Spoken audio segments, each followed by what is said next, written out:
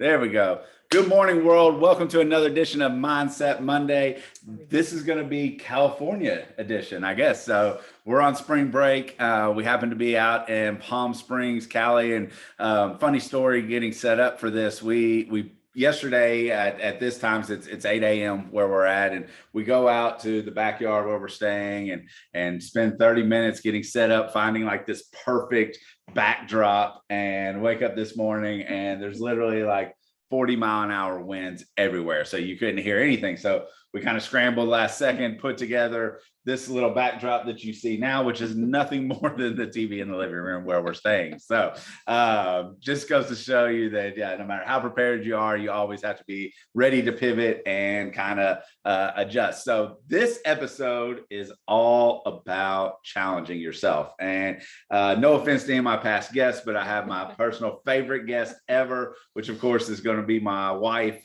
Jeniffer Brown. And I'll let you do a quick little introduction. Who are you? Okay. What do you do? Tell us about tell the world about our family. All right. Well, I'm Jeniffer Brown, and I've been married to Matt for almost a year. It'll be a year in 3 weeks, give or take. Yep. And I own Hair by Jeniffer Black. I have 2 kids who aren't really kids anymore. They're adults, Austin and Ryan. And then I have bonus kid, Courtney. And then I am Jam to Brody, who is truly the coolest kid I think I've ever met. We have 2 fur babies who they're super sweet and they're so cute. Thank God, because they're a mess. So just what she's not telling you is they are 200-pound Bernedoodle, Saint Bernedoodle. Yeah. I can't pronounce it correctly, but 2 horse dogs who are the cutest, cuddliest dogs ever, who also create muddy messes all the time. Yeah. So, and for those who don't know, Hair by Jeniffer Black, what is that? Oh, I am a hairstylist. I've been a hairstylist for about 8-9 years now. It was kind of a midlife career change.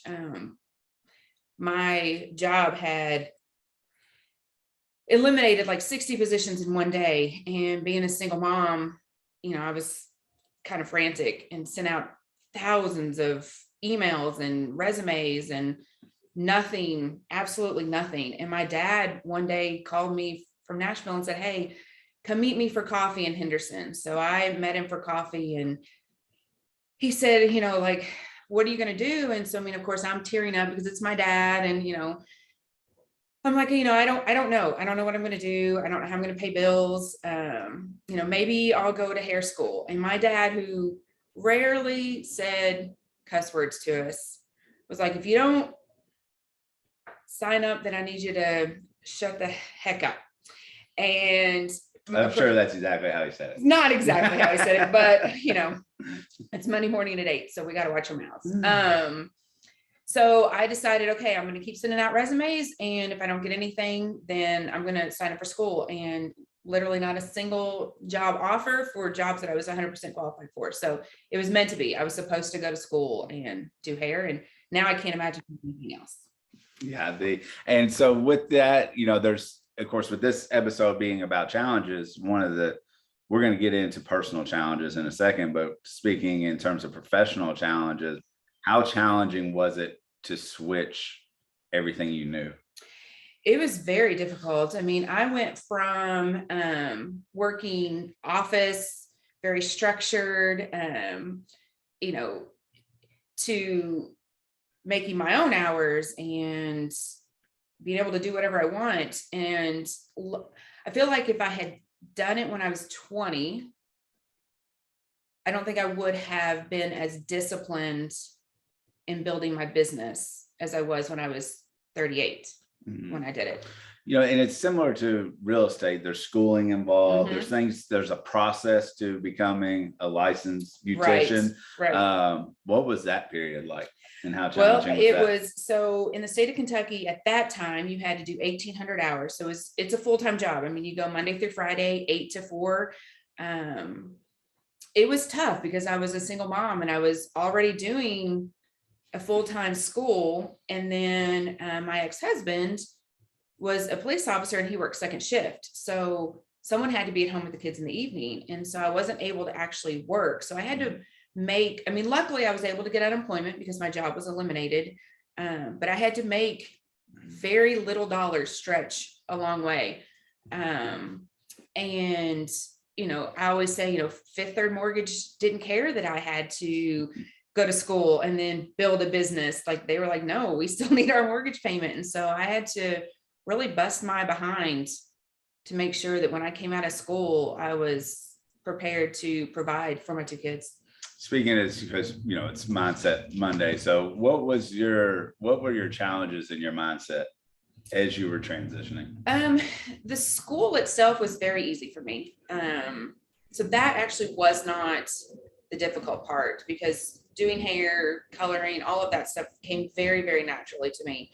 It was not having that stable income, not knowing that every single Friday I was going to have X amount of dollars to take care of my kids for the next week. So that was the hardest part for me to kind of wrap my brain around. What about when you first got started? Because I'm sure you didn't have the book of business that you have now. I mean, fortunate enough to live with you. I know that, you're booked out 8-12 weeks, at this point. What was it like in the beginning? And did you ever question your path? I did not question it. I knew that was something that I was supposed to do. Going back to, kind of rewind a little bit back to high school, I'm from the generation where you go to high school, you go to college, you get a job.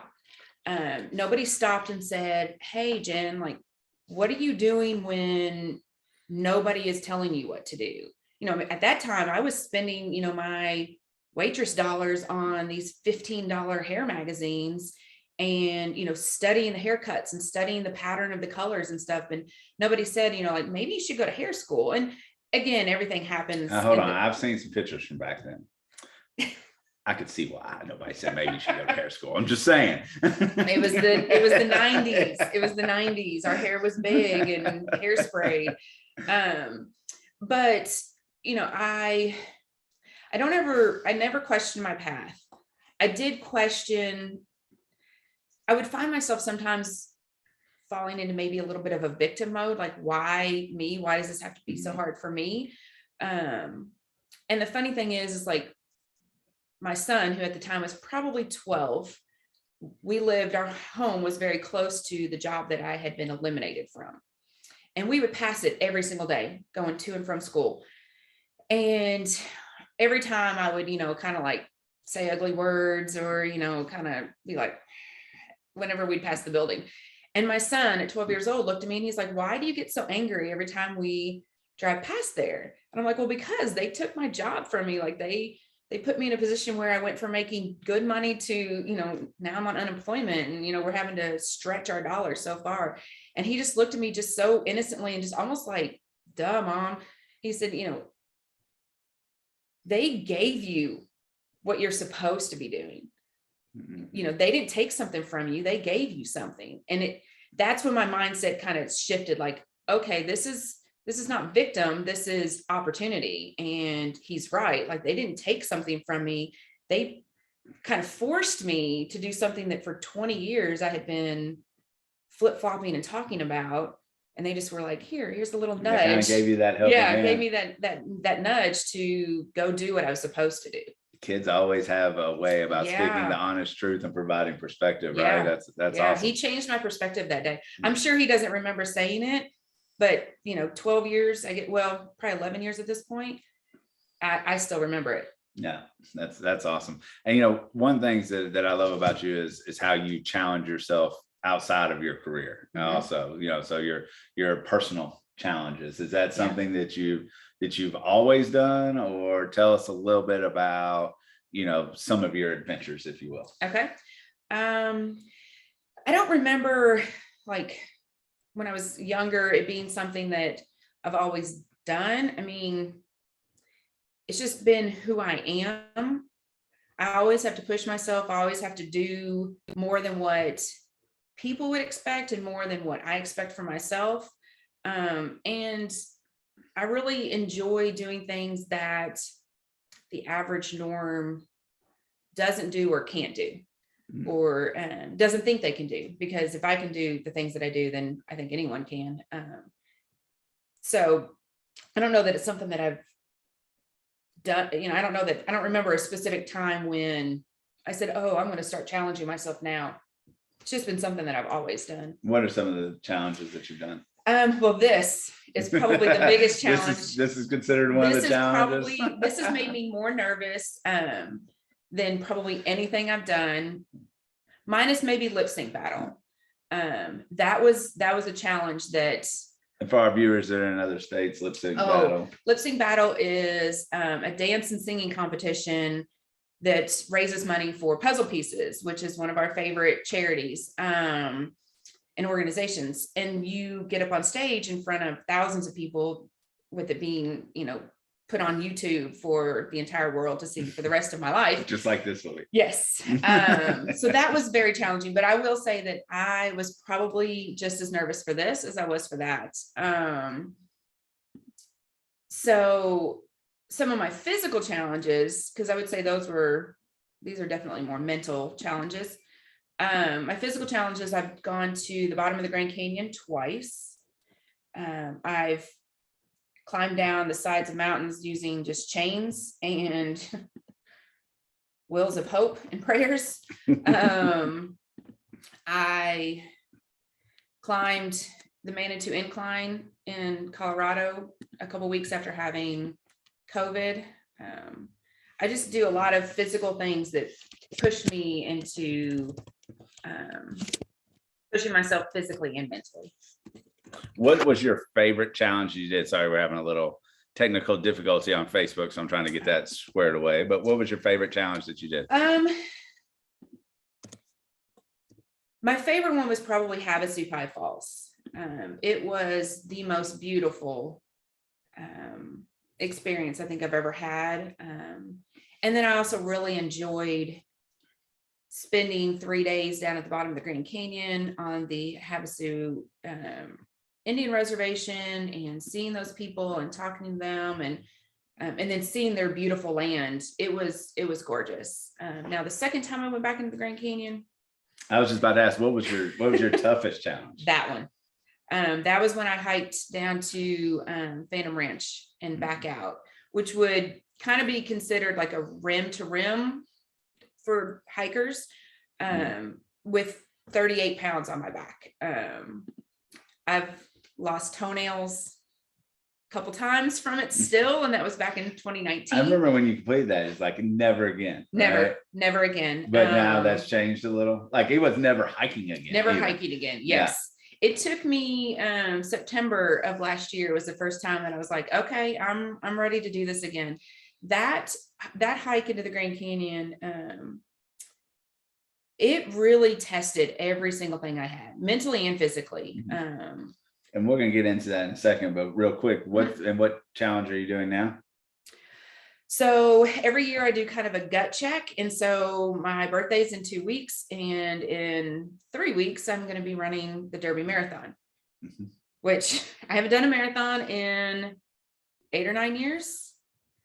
And this was probably not a smart decision on my part, but I'm going to do it anyway. You'll be fine. You'll be fine. So what type of mindset do you take into these challenges? Like in terms of why the challenge? What are you trying to prove to yourself or just prove to myself that I can do it. Knowing that I pushed myself in that way. And then once I complete it, now going into it, I don't like, there is no other option but to do it. No matter how hard it gets mentally or physically, for me, there's just no other option, but we're going to complete this. We're going to finish it. So you go into it with that mindset. And I'm sure that helps you when it gets hard. I'm sure at different times, because what's really interesting is we challenge each other, or we challenge ourselves differently. So for me, it's more like mental challenges, like the, golf, even though it's a physical aspect, it's like, how good can I get type of thing, or pushing through different, like even like puzzles and IQ related type stuff. For you, it's like the physical side of things. So, which I'm sure the physical side has the mental aspect of it too. So let's talk a little bit about that. Like in the most challenging physical events, what's it like during the event in regards to your mindset? 'Cause I'm sure it's a roller coaster, right? Like you have these extreme highs, and then you probably have, what the heck am I doing? Yes. The majority of the time, while I'm doing these hikes, I'm questioning my sanity. I am cussing myself. When I did the hike to Phantom Ranch, I told my sister and Christina, just let me fall over the side. Like if I fall and can't get up, then okay, I don't have to finish the hike. And if I fall and I'm just hurt, then medevac's going to come get me. And either way, I don't have to finish the hike. And so it's up and down. Like, I'm like, okay, I can do this. And then I'm like, that's it. I cannot step one step further. What pushes you through those hardest moments? Like when you're at that peak of physically, I don't know if I can handle this. Like what makes that next foot get in front of the other one? I have always said to myself when I am physically in pain, that I don't think I can go one more step. My body is strong, but my mind is stronger. And I have to repeat that to myself over and over again because I want to just shut down and my body wants to shut down. But my mind is like, no, we said we're going to do this. We're going to do it. When I did the Manitou incline in September, I'd only been in Colorado for 48 hours, less than. And so I was already, struggling to breathe just in general because of the elevation. And then throw in that I'd had COVID like 3 or 4 weeks before that. I was really struggling. And there's like 2 or 3 different spots in the incline where you can kind of bow out and just take the trail down instead of climbing up the steps. And I remember my friend saying, if you're struggling so much, like maybe we should go, this way. Nobody's going to know it's okay. And I'm just like, but I will know. I don't care if it takes me all day. I will finish this. How many steps are there? Do you know? It's 2,800 and change. And at some I'll points, stick with golf. At some points, it's so steep that you're having to hold the steps in front of you to keep from feeling like you're about to fall over backwards. Really? Mm-hmm. Wow. So it was tough. So talk to me about afterwards. So you have this roller coaster of emotion, and I know there's doubt that kicks in. Mm-hmm. There's probably extreme highs when you make it through a tough section, but what's it like the moment you cross the finish line, if you will? I am king of the world. I mean, I am woman, hear me roar. I feel like I can do absolutely anything and everything. And I'm like on this high of, that was the most amazing thing. I can't wait until I can do it again. And how long, like, I'm assuming that makes it all worthwhile. Yes. All the trials and tribulations of the actual physical mm-hmm. and mental aspect of it. Like, how long does that last for you? Immediate, of course. And then once my body is so sore I can hardly pick it up, then I'm like, okay, never doing that again. And then within a week, maybe at the most, I am back with my hiking friends. Like, okay, what's the next challenge we can do? What's the next hard thing? And so I'm sure it builds confidence for the next thing, right? Like it's a constant evolving and rolling ball that's getting bigger and bigger. Because I thought the Havasu High, that hike was the hardest thing I'm ever going to do. And then I did Indian Gardens and Phantom Ranch. And then I'm like, okay, this is the hardest thing I'm ever going to do. Then I do Manitou Incline with, COVID. And I'm like, okay, this is probably the hard, every time while I'm doing it, I'm like, okay, this is the hardest thing I'll ever do. But then when I complete it, I'm like, okay, what's the next thing? Mm-hmm. What's the next thing that I could do? And, like this year I am doing the marathon. And then next year, I plan on dragging my hiking friends to do a 9-day trek of the Inca Trail to Machu Picchu, which is going to be really, really tough, but it is at like the top of our list. Yeah, I've seen some pictures of that place. That looks really cool. Yeah.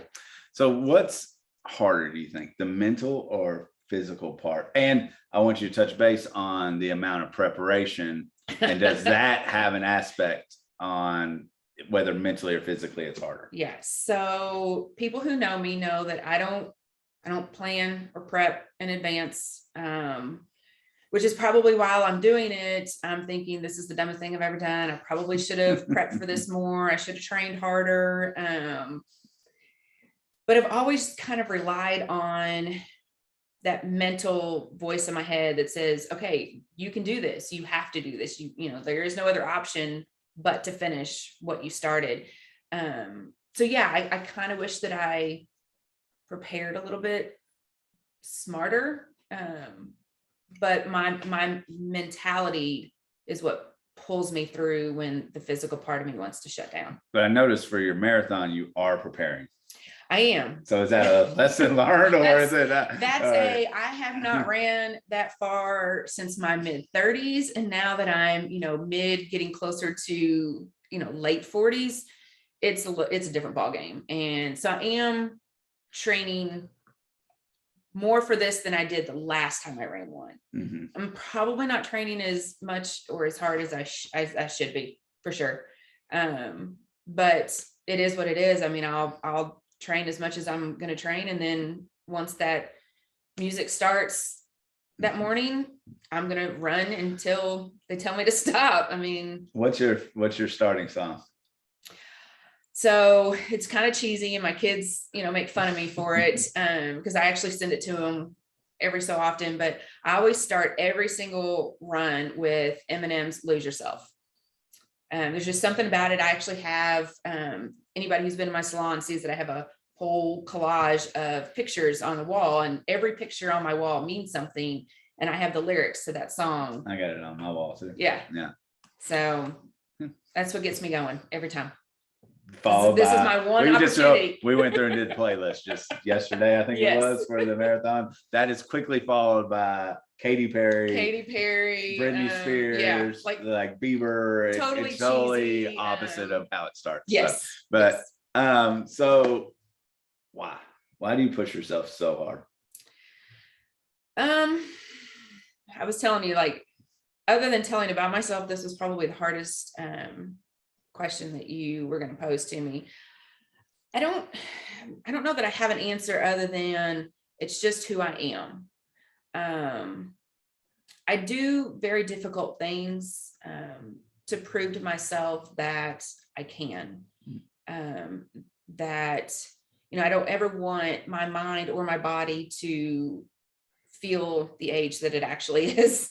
And so that's why I guess I do these gut checks every birthday, to where I'm just constantly challenging myself. But I also love the fact that a lot of my travels and hikes have encouraged my friends on Facebook to go do those things, to go see them, to experience them, to do something that isn't the normal vacation for a typical Midwestern, family, going out west and hiking the Grand Canyon and going to Sedona and doing all these things, going out to Vegas and hiking Red Rock. Like, that one means more. Like, when friends send me pictures of them in Red Rock, that means more to me than anything, because they're going to some place that I absolutely love.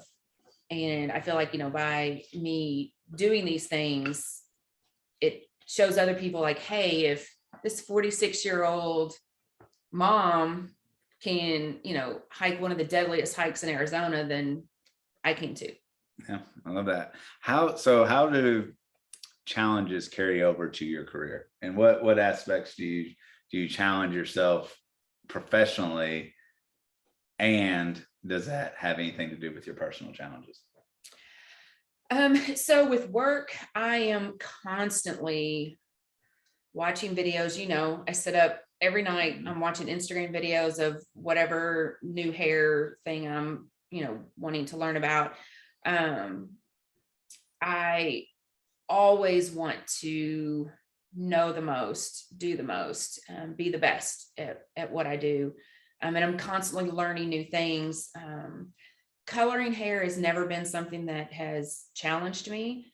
But I will say, when I started doing extensions, because I can't sew a button to save my life, sewing extensions in was tough. And like the first one I did, which was my coworker, it took me like 3 hours to do it. Now I can do it in about an hour and a half.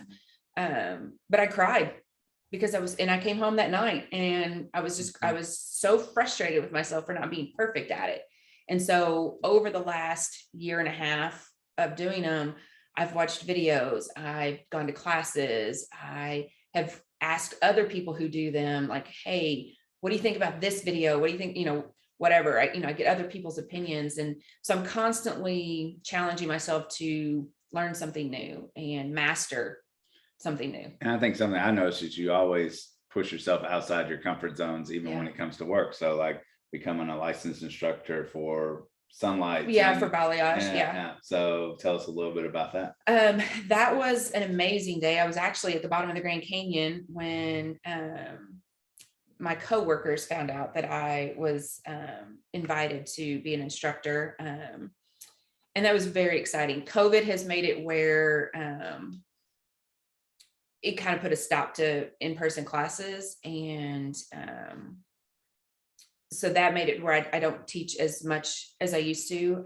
But it was something, it was a goal that I had set, is that I wanted to teach. Mm-hmm. And I enjoy teaching. I love showing people my tips and tricks and helping out the women in our business.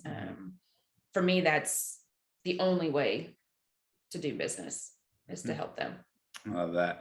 So, and if somebody wanted to get it started in challenging themselves and wanted to add this or experience, some of the things that you've experienced, and push themselves to their limits and really find out who they are, what do you recommend for them? I recommend first figuring out what fuels you. Like for me, it's being outdoors. It's getting sweaty, getting dirty, but finding people who will do these things with you and who will encourage you and who will pick you up and say, okay, you're not going to throw yourself off the side of the Grand Canyon. You're actually going to finish this hike, whether you like it or not.